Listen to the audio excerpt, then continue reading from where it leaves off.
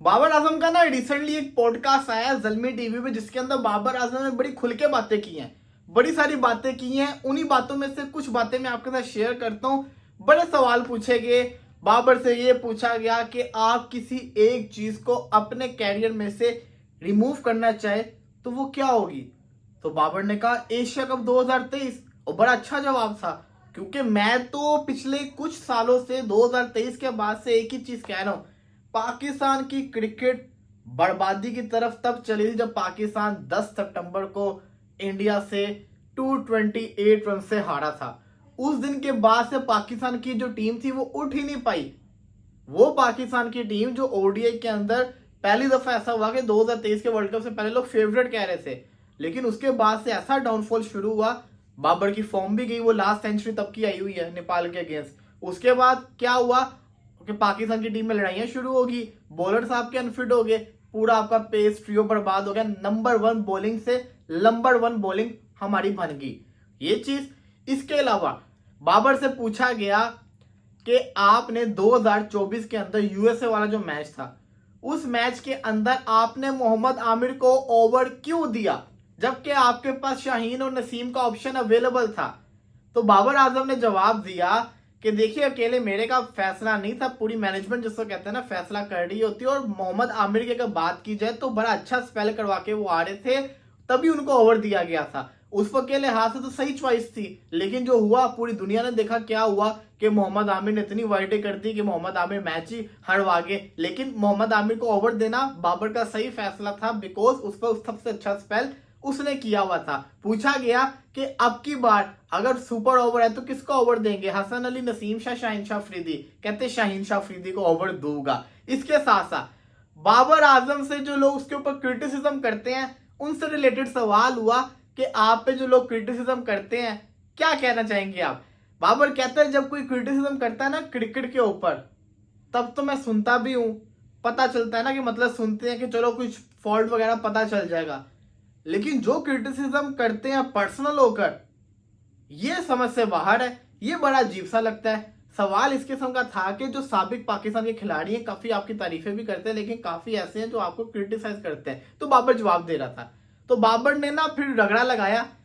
फिर वो आपको पता ही है कि बाबर को कुछ लोग घंटे का किंग बोलते हैं, कुछ जिम्बाबर बोलते हैं, कुछ कहते हैं इसकी पाकिस्तानी T20 टीम में जगह नहीं बनती, कुछ कहते हैं इसकी टेस्ट में जगह नहीं बनती, कुछ ने कहा इसको कप्तानी से हटाओ।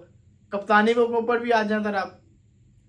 बाबर आजम रिजवान की सपोर्ट के अंदर बाबर आजम आगे। बाबर आजम ने रिजवान के बारे में क्या कहा मैं आपको बताता हूं। एक विन और लर्न का जो कमेंट है वो बड़ा वायरल है पूरी दुनिया के अंदर, जो रिजवान ने बोला। बाबर आजम कहते हैं कि ना इस एक लफ्ज से उसको कुछ नहीं हुआ, वो उसने बोल दिया। लोग मीम्स वगैरह बना रहे, उसको बिल्कुल फील नहीं हो रहा। उसका जो कनेक्शन है ना वो डायरेक्ट अल्लाह के साथ है। वो जितना अल्लाह के करीब है ना, बाबर आजम ने बड़ी रिजवान की तारीफें की। उसको किसी से कोई फर्क नहीं पड़ता, जो मर्जी लोग बोलते रहे रिजवान के बारे में। आपको पता है रिजवान का मजाक बन रहा होता है कि उसने ये लर्न का वर्ड क्यों यूज किया, सेक्चरा सेक्चरा। तो बाबर आजम ने डिफेंड किया। साथ ही बाबर आजम क्या कहते हैं, कहते हैं कि रिजवान कप्तान बने। जब रिजवान बाबर कप्तान था लोग कहते थे यार रिजवान को कप्तान होना चाहिए, रिजवान को कप्तान बनाओ, वो कैप्टनसी मटेरियल है। रिजवान कप्तान बन गया। फिर जैसा कहते हैं ना लोग बोलने लग गए यार इसको कप्तानी से हटाओ, ये क्यों कप्तान बनाया हुआ है। बाबर कहते कि ना ये मुझसे बेहतर कौन जानता है, ये मुझसे बेहतर कौन जानता है, जो ये बातें हो रही हैं कि रिजवान को हटाओ, ये मुझसे बेहतर कौन जानता है। बाबर हंस पड़े इसके ऊपर। तो सही बात है, जब बाबर कप्तान थे तो यही तो हो रहा था कि रिजवान को बनाओ, रिजवान को शाहीन को बनाओ, उसको बनाओ, इसको बनाओ, शान को बनाओ।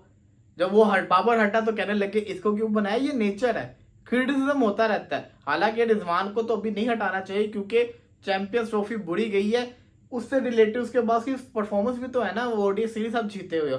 फिर एक बड़ा अहम चीज, चैंपियंस ट्रॉफी के अंदर बाबर आजम ने ओपनिंग क्यों की। यह सवाल पूछा गया बाबर आजम से, क्यों ओपनिंग की। बाबर आजम कहते हैं कि ना मेरी नजर के अंदर सेकंड ओपनर होना चाहिए था। मैं वन डाउन का प्लेयर हूं। जब कंडीशंस होती है कुछ ऐसी होती है कि हम डगआउट में बैठे होते हैं ना, तो देख रहे होते हैं, पता चल जाता है। तो मेरे लिए मुश्किल था ओपनिंग करना, वो इसलिए क्योंकि जब मैं 1 डाउन की पोजीशन पे खेलता हूं तो मुझे पता होता है कि पिच कैसा बिहेव कर रहा है। ज्यादा तो मैं पहले ओवर के अंदर ही आ जाता होता हूं, तो वो तो सही है कि मैं ओपनिंग कर सकता हूं, लेकिन इसमें मेरा फैसला नहीं था, ये कप्तान और कोच का फैसला था। उन्होंने कहा आप हमारे बेस्ट खिलाड़ी हो, आप ओपनिंग करें। तो जो उनका फैसला था वो मैंने किया, लेकिन मेरी नजर के अंदर सेकंड ओपनर होना चाहिए था। जैसे कहते हैं ना, ये जरूरी था। ये बाबर आजम ने आज खुल के बोल दी है।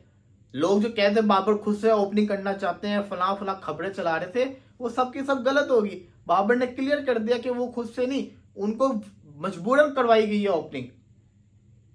उन्होंने सारा क्लियर भी कर दिया। ये पॉडकास्ट के अंदर बड़ी जबरदस्त किस्म की उन्होंने बातें की हैं, ये लाजमी जाके देखेगा। बड़ी शानदार बातें की हैं बाबर आजम ने।